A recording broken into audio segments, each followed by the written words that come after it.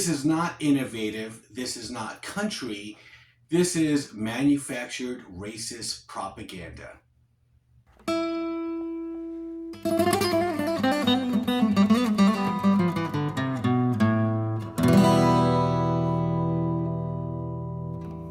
These leaders that they call leaders, this included Lena Horne, this included Dick Gregory, and this included comedians, comics, trumpet players, baseball players. Show me in the white community where a comedian is a white leader. Show me in the white community where a singer is a white leader, or a dancer or a trumpet player is a white leader. These aren't leaders. These are puppets and clowns that have been set up over the white community and over the black community by the white community and have been made celebrities and usually say exactly what they know that the white man wants to hear. Beyonce released a new music video that embraces her black heritage. The Beyonce video is unapologetically black. Tribute to the Black Lives Matter movement. Showcase for black Claims message. her blackness like never before. Honey, get in here! Video yet. What is it? What's wrong? Black. Out of nowhere. I think Beyonce is black. Today, Beyonce turned black. Rated NC-17 for white people and G for black people. It's important to me to show images to my children that reflect their beauty so they can grow up in a world where they look in the mirror, first through their own families, as well as the news, the Super Bowl, the Olympics, the White House, and the Grammys. Keep on running cause the winner don't quit on themselves. What you want from me? Is it true? You see,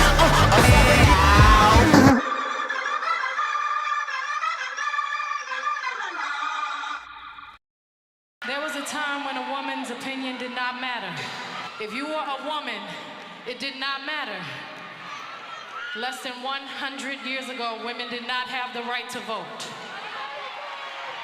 Look how far we've come from having no voice to being on the brink of making history. Again, by electing the first woman president. You know, we've had hearty discussions. A lot of black people feel like they don't trust you because you mispronounced Beyonce's name. Have you learned to say it correctly yet? Well, you just said it correctly. Yeah. Beyonce, right? Yes. Yeah. I you know what? I was really tired that day. What can I say? What's something that you always carry with you? Hot sauce. I got hot sauce in my bag. Are you getting information right now? I just want you to know people are going to see this and say, okay, she's pandering to black people again. Is it working?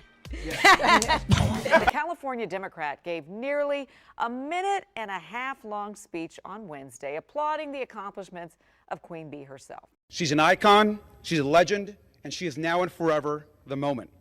I want to celebrate none other than who I believe is the undisputed queen of pop and R&B, Beyonce Knowles Carter. Beyonce is also a role model for millions across the country. She stood up for voting rights, for feminism, for women and girls, for my community, the LGBTQ+ community. Thank you for using your collective voice and letting the world know that Black lives matter. We've seen that our collective hearts, when put to positive action, could start the wheels of change.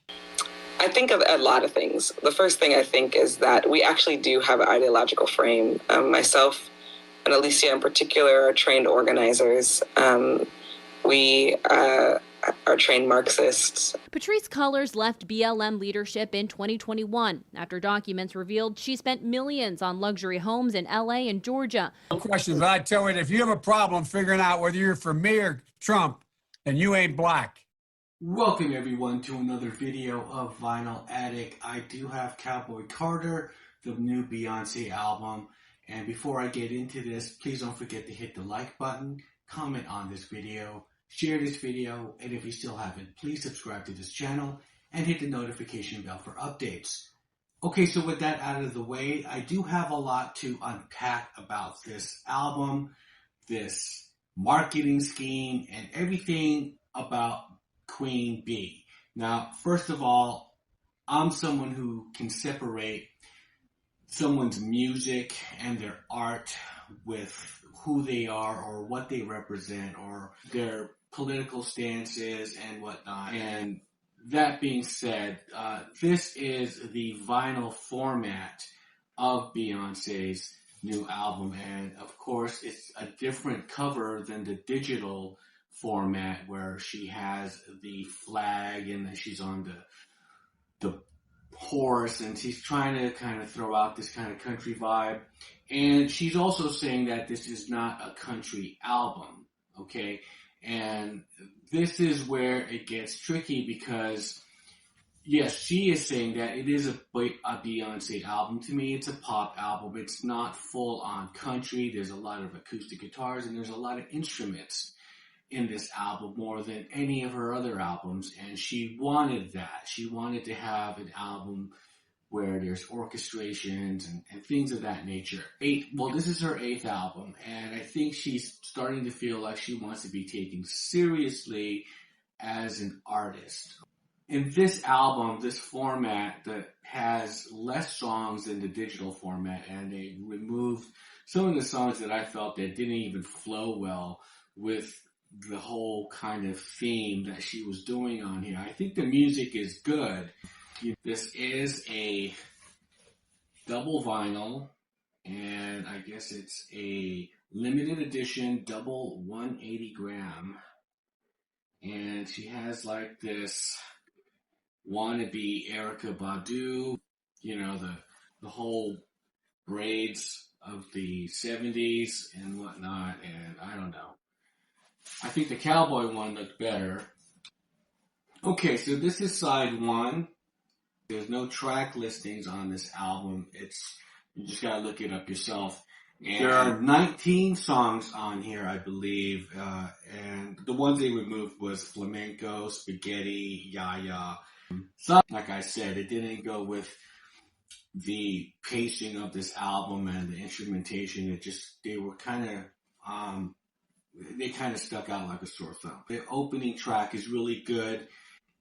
It's very like a motion picture. It's like a thematic kind of epic type of song. And he goes into Blackbird, which is really cool. The Beatles song, and Paul McCartney is in this album, and they actually sample Blackbird and they kind of throw it on here, so it does really feel like you're listening to the original in a sense. And 16 Carriages. Now these are songs that were kind of lead-in singles. Protector and My Rose. Good side. This is side 2, which is a glass of whiskey, pretty much, because she kind of brings up whiskey in this album a lot. It starts off with this little skit, and that's one thing I really don't care about. I don't like skits. Like, that is sort of like a hip-hop thing, you know, back in the 2000s or late 90s or mid-90s, and pretty much just a radio DJ, and so he's going to introduce her songs and whatnot. So, Texas Hold'em is the one that he mentions, and the song that everyone heard, and there's all these TikTok videos on it and everything, and that's as country as it gets. You know, to me, it's a pop album. Just like Bodyguard, the next song, which is cool. It sounds like No Doubt, okay, their last kind of talk cover, and it has those kinds of melodies on there and everything, and that's what it reminded me of. It's really cool. Good guitar leads on there. Jolene, okay, so this song, this is where the campaign of Marxism. Okay, so people are saying that the song is showing kind of female empowerment because she is going to kick Jolene's ass or whatever. 2 women fighting over a guy. The guy is the one who's pretty much still keeping the women down, or it's not as empowering as visually how that looks. The man would probably be thinking he's the shit because, he has 2 women fighting over him. So how does this sound like empowering if you're a woman and you're fighting over a guy and you're supposed to be fighting for equality to men, but then, it's sort of like a weird mixed message. So that's Jolene. It doesn't even, I think, she needs to rethink this, but I don't know, but that's what she was going for. And people are also talking about the cultural appropriation. You can't use that. and she's not doing that. Like this one guy is saying, can you please explain to me how this is not cultural appropriation with a link to it? Okay. Because we're just not going to let anybody enjoy anything, I guess. If you were to pursue that line of reasoning, you would first probably want to know what Dolly thought of it, right? That would be your number one source. And Dolly is a person who was totally cool with this exact same dynamic decades ago. Go fuck yourself. Because in case you don't know, superfan, the other thing is you would want to look at the other things that Dolly has done. Because in case you don't know, she is not on your team, okay? Like not a Fuckface. First, take a big step back and literally fuck your own face! One thing is that Dolly is for this cover. You know, that Dolly Parton is for this cover, but who is Dolly Parton anyway? And look, this is what Dolly Parton is all about. But I'm dead serious about the vaccine. I think we all want to get back to normal, whatever that is. And that would be a great shot in the arm, wouldn't it? If we could get back to that. But anyhow, I just wanted to encourage everybody, because the sooner we get to feeling better, the sooner we are going to get back to being normal. So I just want to say to all of you cowards out there, don't be such a chicken squat. Get out there and get shot. You know, fuck Dolly Parton. She's a piece of shit. You know, she's telling everybody that you're an idiot pretty much if you don't take the jab. And so it's, again, state propaganda, television. You know, they're all kind of part of the same kind of thing. So who cares what Dolly Parton thinks about because she okayed or greenlit Beyonce doing this, because they are pretty much in the same group. They're in that same club. She's not this sweet lady that everyone wants to think she is, and she's down to earth. No. When you're telling people to go get an experimental drug, pushing for it and using your influence in that way, and just like not even, you know, doing the research on anything. I like when musicians would just be musicians, for one thing. Like Elvis Presley was a great example of that. In an interview, you know, a reporter is asking Elvis regarding his political stances on certain things, the war and whatever. He's like, I'm just an entertainer. What is your opinion of war protesters? And would you today refuse to be drafted? Honey, I just seem to keep my own personal views about that to myself. I'm just an entertainer, and I'd rather not say. Do you think other entertainers should also keep their views to themselves? No. Singing songs for the state. It looks very tyrannical. They're just so overt, and they're pushing this cultural Marxism. And these are where, as Malcolm X would say, are the celebrities. They come in and they do their bidding. It's just sickening to see. That's why I could, you know, not sometimes take the music seriously, because I don't feel that it's genuine when you're being exploited and used, and in return you get fame and you get as many Grammys as you could possibly achieve. And it doesn't seem like you're actually really winning any Grammys. You're just pretty much just been given everything because you are the best celebrity doing the bidding for these stupid politicians like Hillary Clinton. I mean, that segment there is just ridiculous, you know?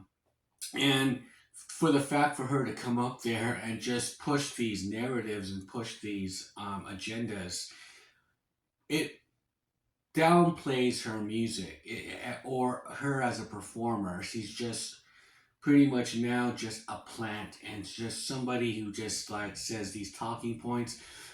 However, in this album, she's not doing that. As far as like the campaigning of it, it's just everybody else, the whole machine, the cast of The View. They're saying all the talking points for her. While all these different media shows like The View are like talking crap about country artists. So country singer Jason Aldean is getting backlash for the video of his song Not in a Small Town, which critics are saying is racist. It's got lyrics, racist lyrics, and images. Aldean says the song's about unity.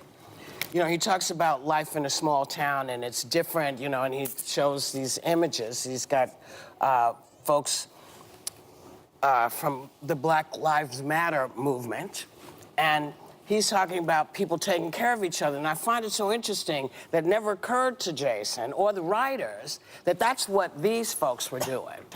We do the same thing in big towns. You just have to realize that when you make it about Black Lives Matter, people kind of say, well, are you talking about black people? What are you talking about here? Because Try This in a Small Town was just a year ago or so racist and everything. And so now let's get rid of that and just put Beyonce as country.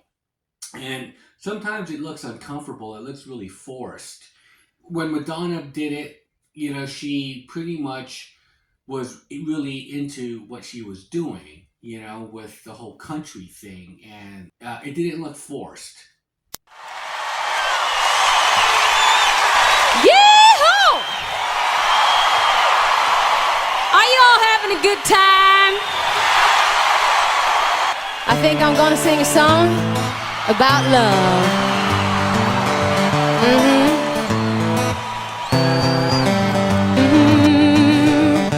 Tell the sun not to shine, not to get up this time, no, no. Ever tell me I learned, no, no. Take the black off the coat. Who was the one who put that outfit together? It sort of like reminds me of the Jerry Seinfeld episode with the puffy shirt where Kramer is telling him, oh, it looks great, and Jerry, 5 minutes.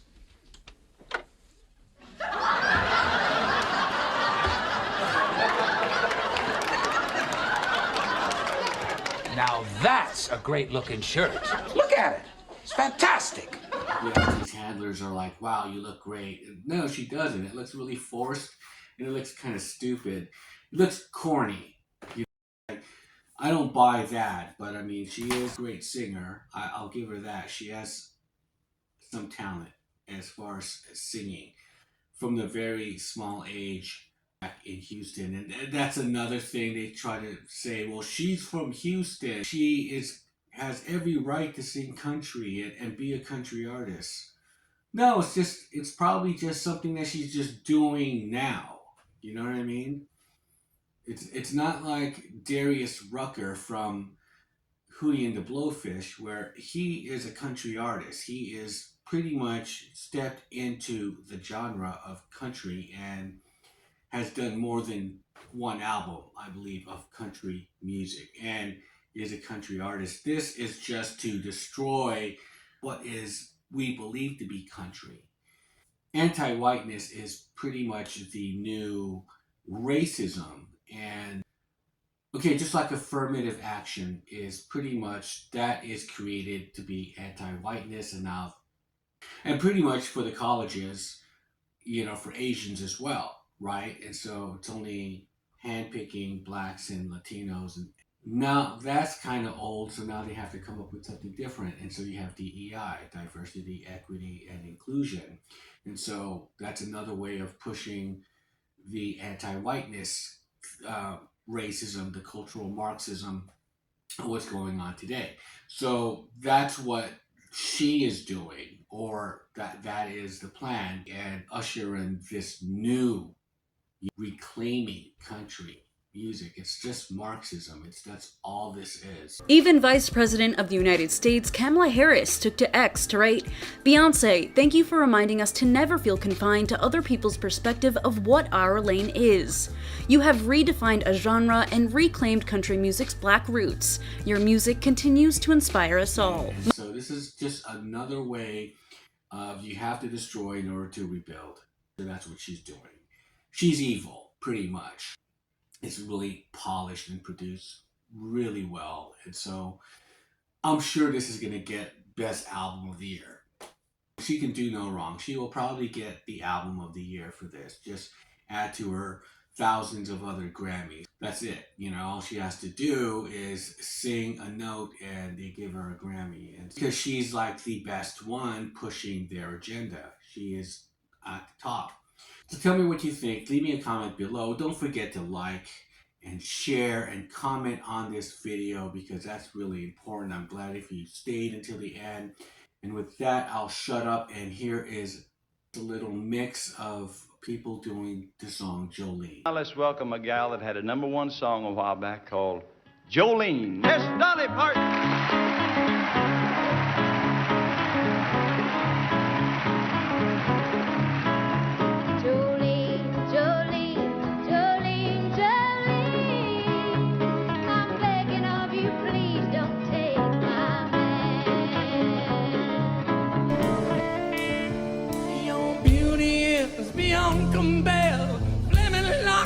Auburn hair with ivory skin and eyes of emerald green.